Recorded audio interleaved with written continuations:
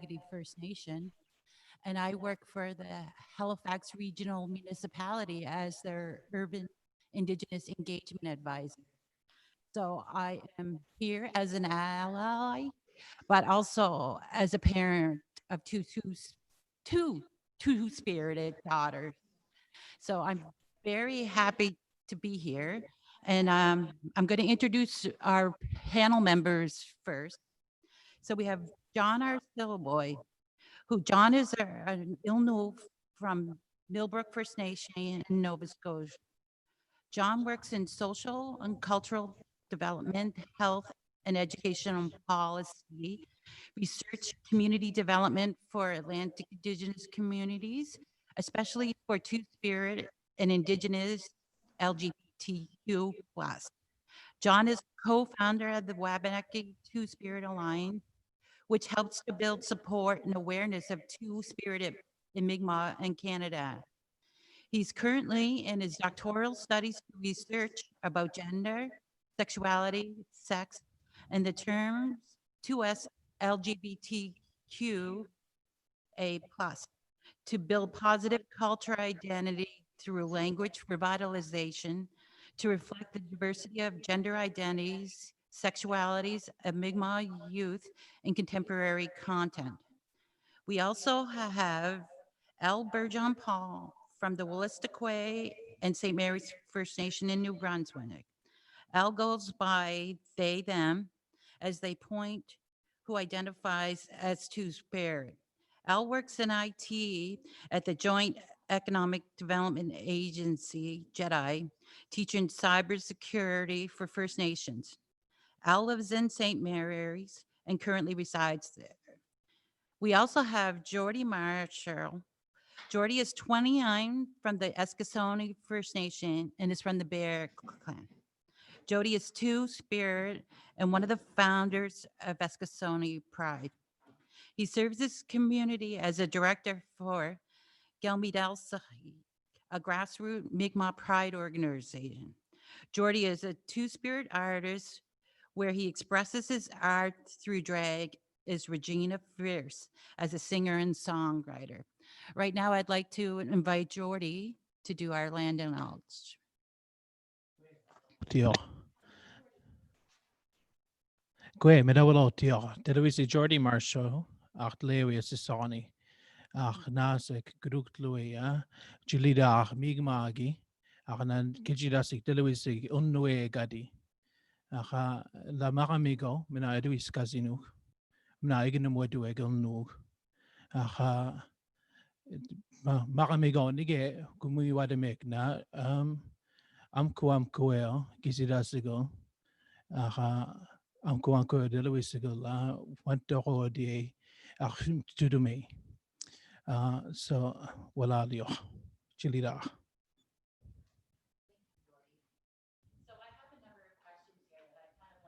Phrase to the panel members. So the first question I'd like you to take an answer at is how does racism affect the Two-Spirit community? So maybe I'll go to John first to say maybe if you can give us some perspective about the work you've been doing, like with the health sector and with their communities. Absolutely. Walalin Cheryl, walalin Geordy, walali om sede mudiola, unamagi, migmagi, panelists again mudijula, walalio. I make sure that I want to offer our tobacco to our panelists, and thank you very much for taking part in this. Cheryl, thank you for being a moderator. I want to acknowledge, first of all, El Michael was supposed to be our moderator as well, and she sends her regards. And I also recognize that Dr. Margaret Robinson's part of our support team as well, and Duma Young, in making sure that we got the panelists going. We appreciate the fact that we are the first to be on the panel here today. It's very significant as a two-spirited organization takes part in the opening process. Now, to the question about how we deal with racism and how does it affect us, first of all? That's a big thing. That's a very, a lot of people don't even ask how racism really affects us. We know that it exists. We know that it's out there. Sometimes it's overt. Oftentimes it's not. some people don't even know that they're being racist. So in our community, the Two-Spirit community, and also the Indigenous community, we've seen and we've been impacted by racism long before even racism was the word itself. We've been dealing with racism historically, culturally. We've been dealing with racism in our communities for number of decades here in this region, but also we're talking about centuries of overt colonialism and racism that have existed. Now, it has had many different impacts. And one of the things that Dr. Margaret Robinson talks about quite often is the health impacts that it has on our people. One of the things that we often talk about are all the social determinants of health. And a lot of those social determinants of health that we know and we become to understand, we're trying to have non-Indigenous populations understand, and groups that ally with us to know that, you know, we are under circumstances that are oppressive. We have repressed cultures and repressed cultures within our own communities, in our First Nation communities, for example, that have dealt with racism all along. We've adopted the concept of racism even within our own communities. And we've had racism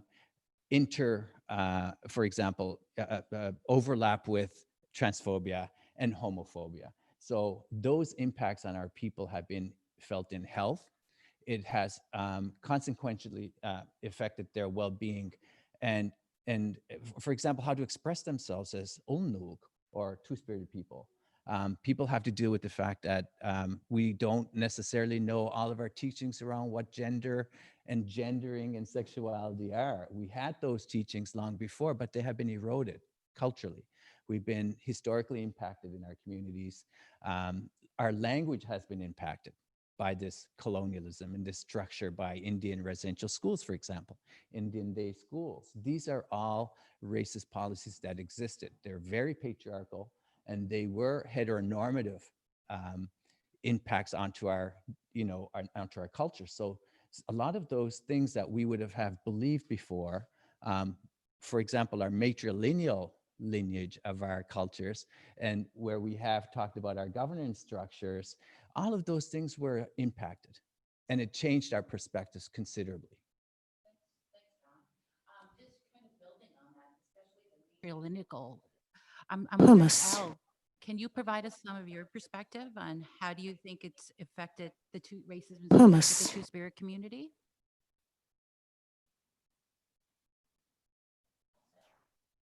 Has Al lost? Okay. Okay. So I'm going to go to Geordy. So Geordy, maybe you can expand on that. How do you feel like coming from Escalante First Nation, how racism has affected the Two-Spirit in your community? Okay. I'm just thinking about, we were talking about building upon that. So I'll put that in a full circle in the best way I could. I'm just thinking back everything that I learned from our elders. So when I hear stories and through my observation in my life, like I can speak about what I know as who I am and my journey of learning. And, I wasn't learning who I am as a Mi'kmaq person in the same context as any other man would, because I'm born, my sex assigned at birth is male, but identify more feminine than I do masculine. And so my journey, my life always was more lenient towards the feminine side of life, where I would help my grandmother, I would help my aunts, and I would be there to help elders. And so when we look at that process, I see that as how it is just what we naturally know as Mi'kmaq people is very family oriented. And so when we lose sight of that, or people in our communities lose sight of that, it no longer becomes what our initial core of our being is intended to be. And so that structure loss is because of colonialism. That's because of the structures that has been imposed upon us. We did not choose these structures. We didn't say, yes, bring us the Indian Act. We didn't say, yes, bring us these structures. We were happy as the way we were. This was always to accommodate the non-Indigenous people who came here, who try to rule, a mindset of imperium and dominium. And so we have to look upon ourselves and to see, how has this impacted us? And how do we continue on this cycle in our journey in life as Two-Spirit people or as Mi'kmaq people to figure out who we truly are? And how do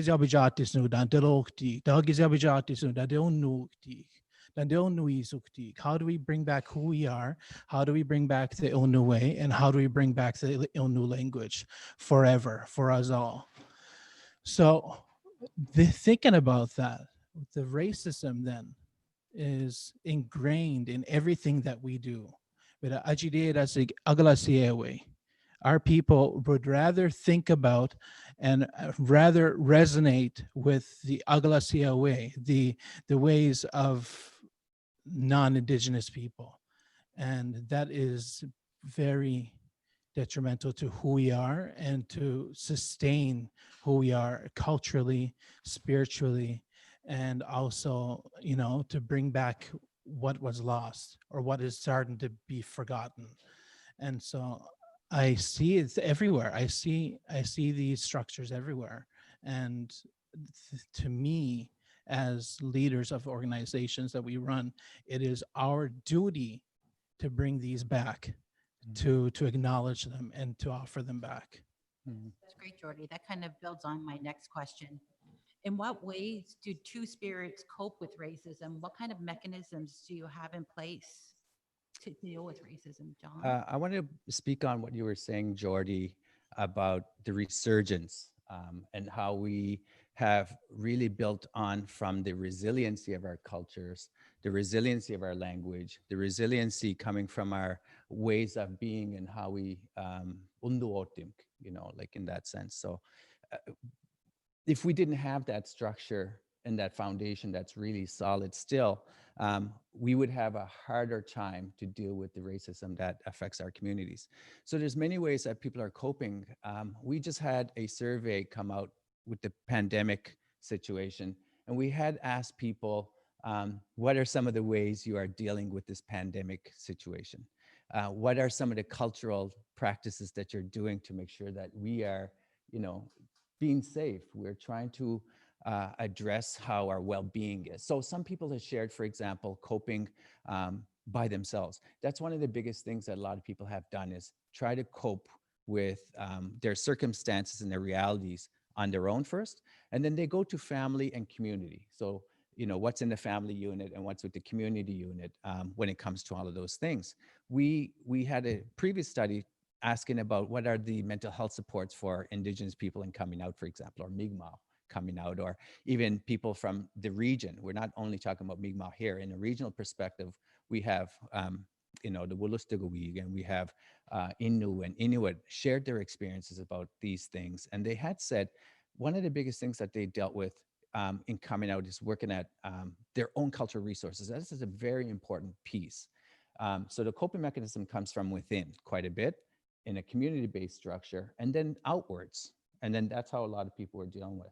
And when we were asking people, for example, how concerned are you about your mental health? And what are the big things that are affecting you? They said the three things that really affected them was racism, and making sure. And this is during a pandemic part to it. But let's say if we asked these people before that, I'm almost certain that people would still recognize that racism is part of their, the impact factor that they have. And not only do they look at it from a personal perspective, they also look at it from a collective. So they're not worried about only, myself, John R., or Cheryl, or Geordy. They're looking at it from, Millbrook, Essassani, St. Mary's. We're looking at it from a collective unity of Ulnu, like in that sense. So that's very important. So those coping mechanisms are always that, very culturally based. But there's also been unhealthy ways that people have been doing, dealing with addictions. People have run to substance abuse. Some people have had to deal with self-harm to try to deal with things. So there are different ways that people have done it. But what we're trying to do is recognize the value of the cultural strength in coping with these situations. So that's very important. Geordy, you talked about and culture. Can you kind of build on that too, from your perspective on what are some of the ways Two-Spirit can cope with racism? utilizing culture? I'm just thinking about it, and I think one of the most important things that is a missing picture in terms of our healing journey, because in order for us to remerge into who we were, that we have to follow the path of healing. It's not just a healing for for settlers. It's not just healing for people who aren't Dilnu. It's also healing for ourselves. How can we look at ourselves, look in the mirror and see where did this system have caused harm in our communities, and how can we heal and move on from that?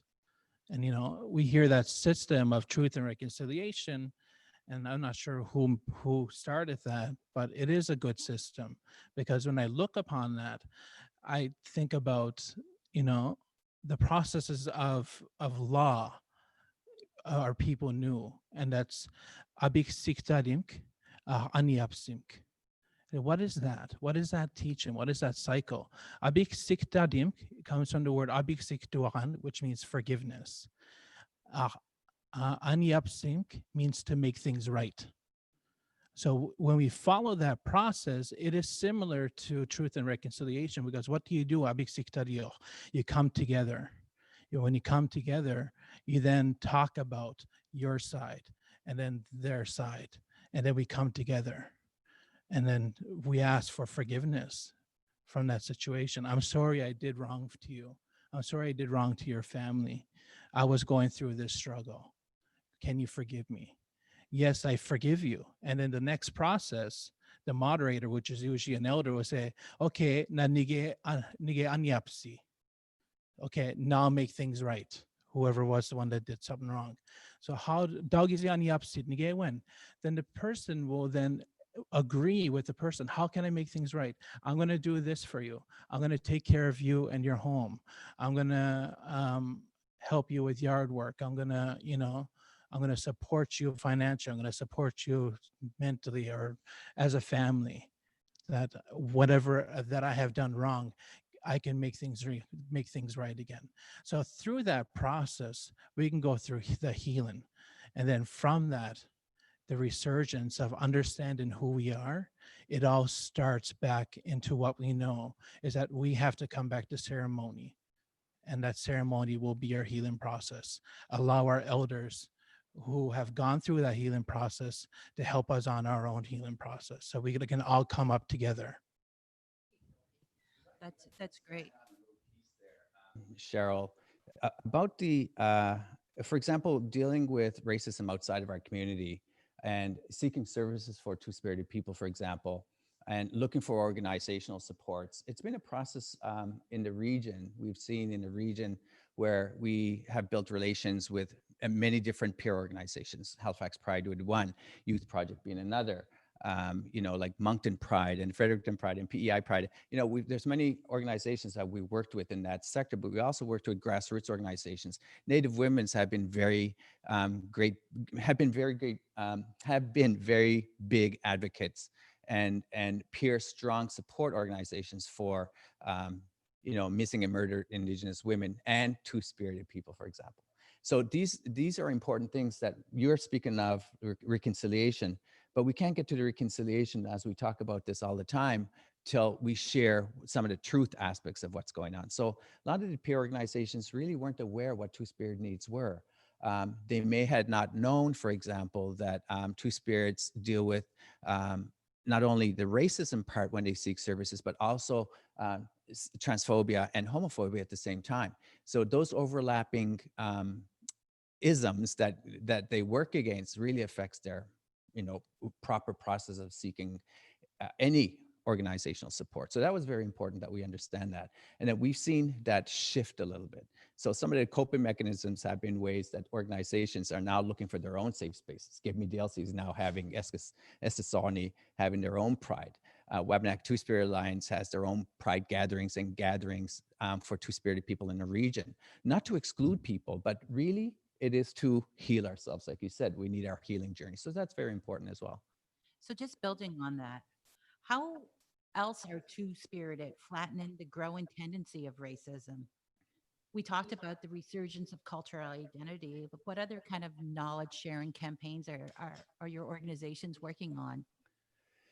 The biggest thing that we've seen recently is the resurgence as well of some of those problems with racism.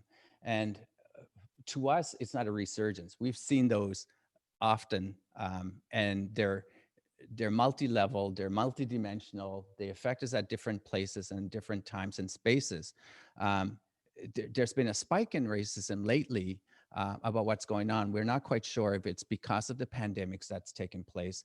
It certainly is with all the multimedia and social awareness around different issues that are taking place with Black Lives Matter, Indigenous Lives Matter, Trans Lives Matter. All these awareness campaigns are extremely important, and people are either put into a corner or they're coming out fighting. And the situation for us is, and you've touched on this already, Geordy, based on our treaty education and treaty experience and what our cultural beliefs are, building relations is the most fundamental thing that we can do. So we have to go back to the foundations of what we know and how we established our relations with the first visitors that were here. And we go back to those treaties and those acknowledging the importance of we are here together and we can't survive without each other.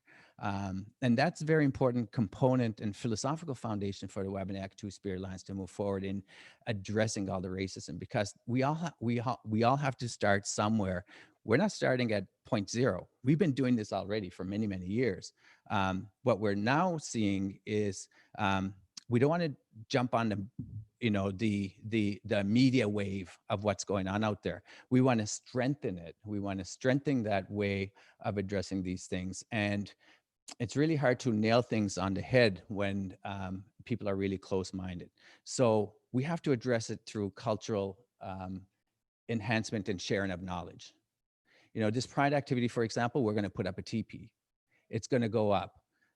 We need that visibility. We need that pronouncement of who we are. We need to take spaces, if you will.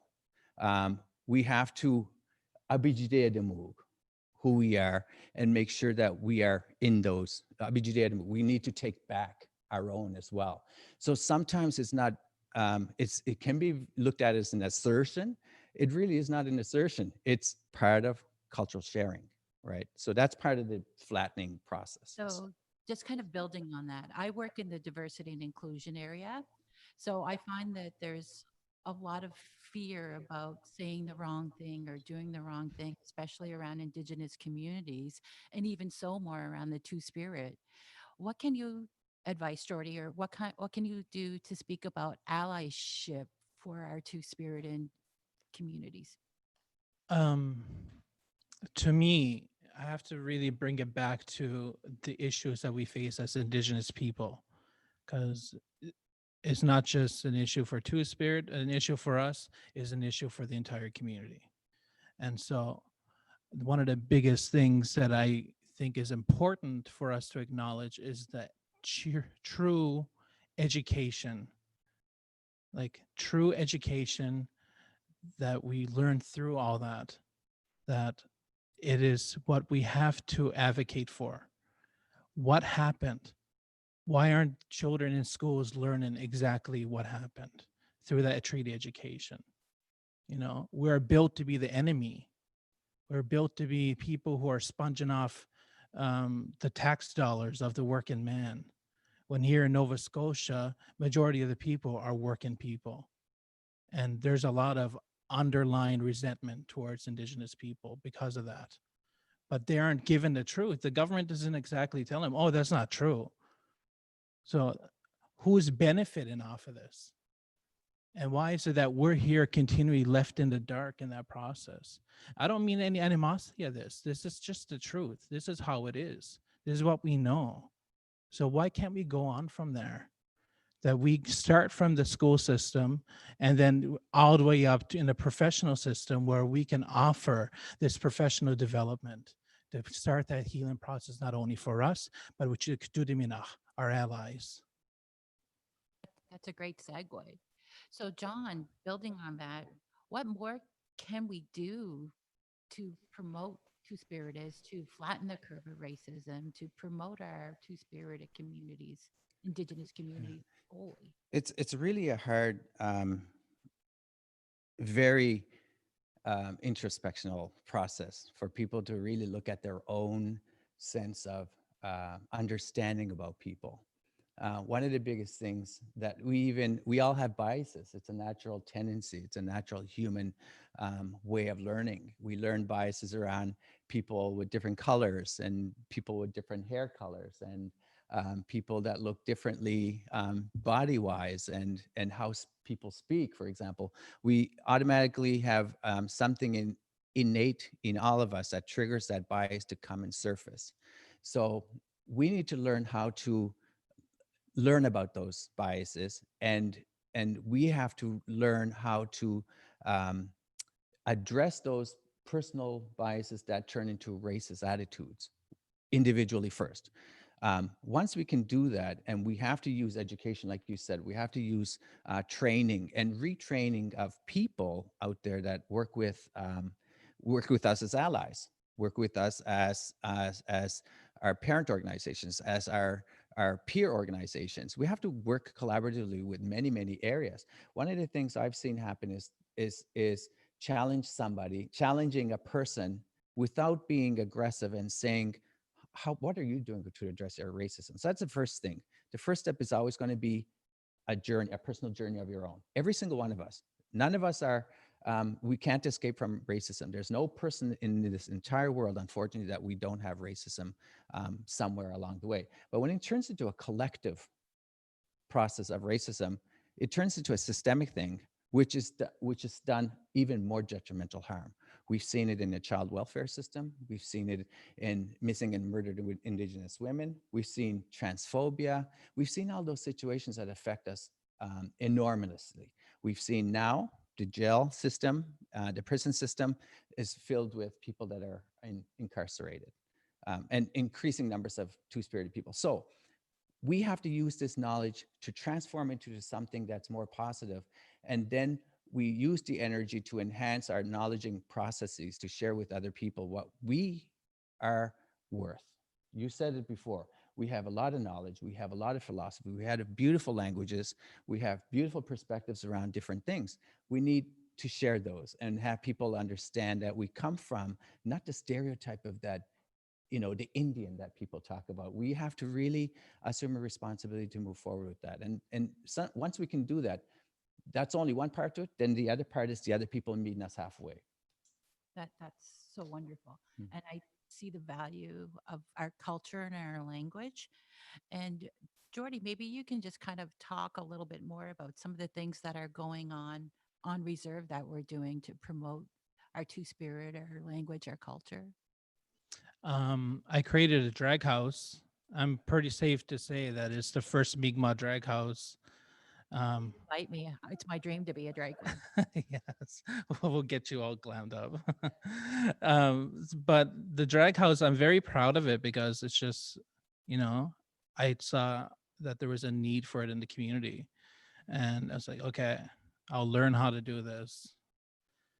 And so I just built myself up, and I don't have a drag mother. I guess RuPaul's Drag Race is my drag mother, and YouTube, how to do makeup and all this, and it's just through so through this immaculate conception of me as a drag queen, I actually learned to love it. I was like, oh, okay. Now that I'm no longer resisting this and fighting this, I'm actually feeling myself in my role as someone who is representing our people in the drag scene. And my two drag daughters, I worked them to the core. I'm so hard on them, but it's because I know their potential and I want them to become bigger and stronger and to strive for more. And I think that representation is is not the cure for our problems, but it's something. We're doing something. And I'm always going to encourage our people, Indigenous people, if you're Two-Spirit, you're Indigenous and you're watching this right now, and you have an idea and you don't feel worthy of doing it, you need to do it. If it's going to benefit us all, we're going to be proud of you. We're going to cheer for you. We're not going to hate you. Let's put aside all that negativity. That we need to be sure that we encourage you and love you every step of the way of whatever you do, whatever your idea is, whether you're a musician, you're an artist, you become a drag queen, you want to do a drag house. I don't care. Do it. If you love it, do it. And that's what's important, because the representation will then be seen, and you're representing us, and you'll know, people will know who we are, you know? So it's time that we wake up. This renaissance of being Indigenous and queer and Two-Spirit is starting, and we're on the bus and we're going. So Geordy, maybe you could just kind of, I know that Eskasoni had their first trans contestant in their Winter Carnival pageant this year. Yes. Pretty substantial. Yes, that was awesome. You know, the community, the queer community in Eskasoni, the LGBTQ, 2S LGBTQ plus community in Eskasoni encouraged a person, because she expressed that this was her lifetime dream, but she felt that she wasn't accepted there. And so the whole community came together and said, why isn't she accepted? And then the committee responded in 24 hours and said, she is accepted, she can sign up, and trans girls are girls and they can sign up for the pageant. And so she did, and she had the time of her life, and we're very proud of her. And she already encouraged another trans girl, one of our girls. She's going to be on our pageant next year, and Eskasoni Pride is for sure going to be the #1 sponsor again. For as long as there's trans girls on the pageant, we will sponsor them every year. That's amazing. So John, maybe you can build on about some of the initiatives that have been going underway in the urban area. Absolutely. One of the big, the resurgence of our cultural identity is the foundation of what we need to do. We also need to build on positive cultural identity to youth, and we have to make sure that we're trying to rebuild our knowledge centers around what is gender, what is sexuality, what's sex. What happened to those notions of what sex is from a cultural perspective? And we have to transmit this information into education and cultural knowledge, so that young people, there's a sense of continuity. What Margaret Robinson would say, there's got to be a continuity up to the next generation if we're going to, build onto that. So in urban and on reserve places, we just see it as Mi'kmaq. We just see it as, Wabanaki. And as an organization, we've been very fortunate that elders have helped us, and youth have helped us. Like we were saying, what's a word for pride? And they said, Kepmitelsi, like it just popped up. And our elders have been extremely instrumental in guiding us along, and they've been very humble, and humility has really been important. That they said, we quite don't know what happened to our trans teachings, and we don't know what happened to our two-spirited teachings. But let's learn together. So that's one thing we're trying to do, is through knowledge building, awareness campaigns, gatherings, and resurgence of spaces for two-spirited people in urban centers and Halifax Prides and all these other places. That's one way of doing that. So it's a journey for all of us at the same time. And we rely on the younger generation, so we rely on the elders that are guiding us along to do that right. I actually have a viewer question here. Ooh. And I'll pose it to both of you. In what ways, large and small, might people who do not identify as Two-Spirit effectively flatten the curve of racism? So in what ways, large and small, might people who do not identify as Two-Spirit effectively flatten the curve of racism? One of the ways, if I can begin by looking at that, one of the ways, one of the biggest ways is allyship, building on our relations with, through the treaty relationship process and all my relations idea. We have to rely on our other people in our treaty area. We need to rely on those organizations that provide supports for not only LGBTQ, but two as LGBTQ. So allyship, being friends, being great siblings, being great family, extended family members of our people. That's an extremely important role.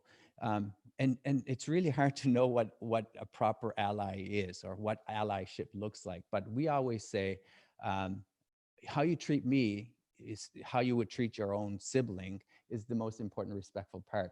And then if you're in doubt, then look at how you would treat an elder. And that's, part of the relationship build process. So that's important. That ally is one of the focuses that we're going to try to work on, and see how we can provide safe spaces to have people ask questions. That's one of the biggest things that I think a lot of people don't know how to ask those questions. And so we're going to work on that as well. Yeah. So Geordy, do you want to build on that? I was just thinking about, learn about who we are, learn about what we are. And, we're very different. We're not, sometimes you'd be like, oh, I don't belong here, when an Ilnu is not in their element, and sometimes can get overwhelmed in social structures they're not used to.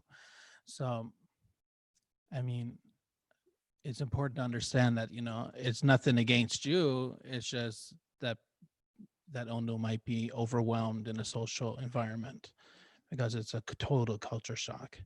And so understand, and it's going through that allyship is to understand another person and what's going on with them, and to be accepting.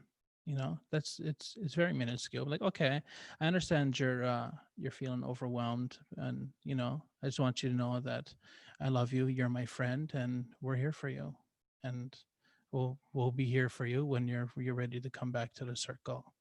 And so this is important on how we deal with relations. And that's the old new way. We follow our sacred teachings, and we talked about respect, and we talked about love and humility and honesty and truth and wisdom. And the Mi'kmaq seven sacred gifts of life has patience, but the seven sacred teachings, the pan-indigenous version, has courage. And I think they're both very important to have. And the patience for one another in our process of understanding. And you bring people into a house to live together, and they don't know each other. There's going to be a moment where they're going to get peed off with one another, like, oh, you're so annoying, you're the worst roommate. But through the growing pains, we can learn to live together in harmony. And that goes for both sides. Thank you. And I just wanted to give a huge shout out to my coworker, Erin Antle, who worked with us in our diversity and inclusion unit and helped make forums like this and provide the Indigenous lens and reach out to the Indigenous community. So Erin, it's awesome.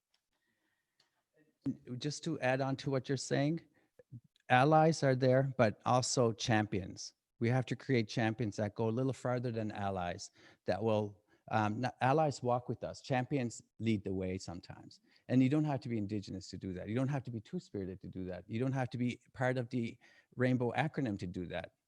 That's part of the champion part that we need to have. So those people show their leadership in those areas. So that's very important. And we rely on those.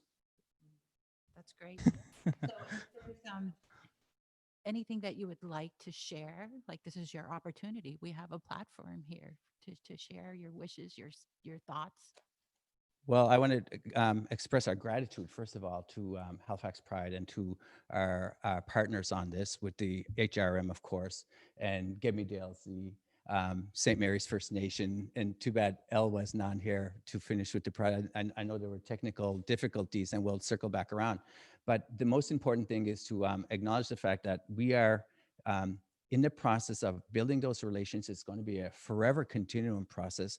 And this year, we're going to be symbolic enough to be at the Halifax Garrison Grounds with the teepee. That's an enormous effort on our behalf. And for Halifax Pride and the board to say, you know what, we need to build more. So every time we get to a new level, we'll take it to another level. So we have to do it in a process. So please come and join the TP. Come in with our events that are going to be taking place. We're going to drum the TP on July 20th at 5 o'clock in the evening. Come down and join us while we welcome the TP. And then there's going to be events each evening between 5 to 7 p.m. That's going to be a cultural safe space for Two-Spirited, but also events taking place on Thursday night, Friday night, and Saturday during the afternoon. So that's very important for us. So we express our gratitude in that. It's very important. We have another viewer comment. What they're hearing is ethical responsibility to bring back the knowledge of who we are and the teachings and wisdom that were lost or forgotten as a direct result of violence and colonism. Geordy, do you want to kind of build on that? Question again?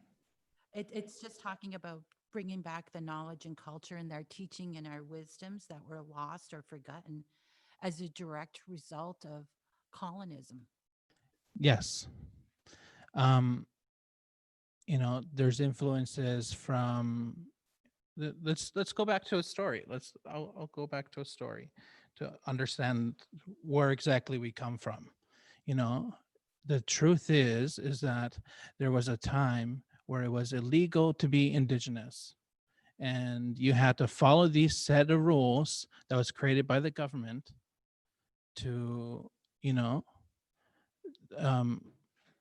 order to make sure that you don't get enfranchised as an Indigenous person. That was always a threat. That was always something that they hung over our heads. So there was a cultural ban, and there was a ban on who you are. We couldn't follow our practices because the RCMP were there at our doors to toss us or be ready to incarcerate us. We couldn't hunt and fish to survive. We had to live off our rations. And if you disobeyed the rules, your rations were taken away. And there was a lot of things that our people had to resort to for survival. And it's not exactly something that we're proud of, but our people endured.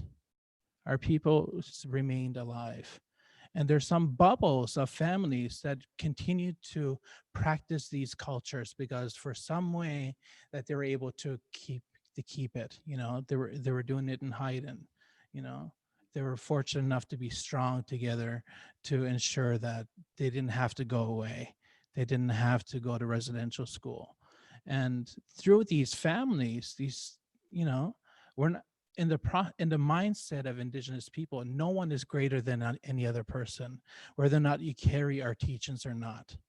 So I think what's important is that we bring these teachings to the forefront, that whoever carries these resources, these are the priorities to lead us as a nation, that we ensure that, we bring these back.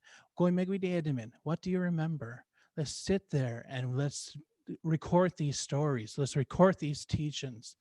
Let's have our greatest minds and educators to sit there and really discern what is being said and who we are through these stories and through these teachings. And that's where the Renaissance will happen. That's where the resurgence will happen. And to integrate that, we can benefit off our self-governance and education to make sure that this could be integrated in our schools so that, we can make sure that what we knew can transform into who we can be. That, maybe it's not going to solve our problems today or tomorrow, but in the next 7 generations, they'll be in a far better place than we are today. That's great. That talks about the collective. Maybe, John, you can build on share some of your inner experiences of self or your personal experiences on how we move forward. And building on to what you're saying as well, when I was a kid in Eskazoni First Nation, I never had my immediate family, question what my identity was or what my gender identity or sexuality was. And in my immediate mother's side of the family, they would also be very supportive, and they would say, you got to use education, you got to use your experiences, you got to use your language to understand what our identity and who our people are. And part of what the viewer was saying earlier about, what is our sense of responsibility in trying to bring renaissance, if you will, back to the surface. So We use all kinds of ways. We use our elders, we use our teachings, we use people's music. People in contemporary ways of expression are to the House of Fierce, for example, in Eskazoni with the drag show. And then there's people that are drumming. There's people that are producing music and exhibiting art and sculptures. And there's different ways people are bringing back what gender looks like, what sex may look like, what sexuality is. I'm doing it through research because that's what I've been using through the Indian Day School. This is a tool I've acquired. But at the same time, I'm learning and using indigenous knowledge to reinterpret this stuff. So I rewrite about what it is to, what does identity mean as an Ulnu, as a Mi'kmaq person, for example. And because that came from our elders, that came from our teachings, that came from our language. And so the process I'm trying to do is use our cultural knowledge as an instrument and the first source of knowledge to understand our parts to that. And with it, I will enhance the knowledge through Western perspectives as well. And it comes with a two-eyed seeing way of understanding what identity is. So it's a process, it's a journey, but and it helps me to heal some of the experiences I've had as a two-spirited person. Or I didn't even know what two-spirit was before I came home back in 1997, for example, and or 2007, I should say. But then I learned and I'm learning. So that's part of it. And then bringing it back. And one of the things that elders say is, it may be hard for us to listen, but we have to learn again. So if we could, just in our last few minutes, if you can give some advice to our listeners out there today, what ways or mechanisms can they use to build relationships with our two-spirited communities? Begin. Inclusion. That's all it is. Invite us to your circle, and we'll invite you to our circle, and we can understand one another. So, that's as simple as that. And if do you guys want to give a shout out, like when is your House of Fear having their performance here? Performing at the QT BIPOC show on Friday. When is that? Is that today or tomorrow? I'm lost. Tomorrow? It's tomorrow. And we are performing again next week, I believe. I haven't confirmed that yet. And we will be performing at the Sydney Pride. They were kind enough to invite us to the drag show, so we're going to be working hard on that. And in September, we're going to have our very own House of Fierce show.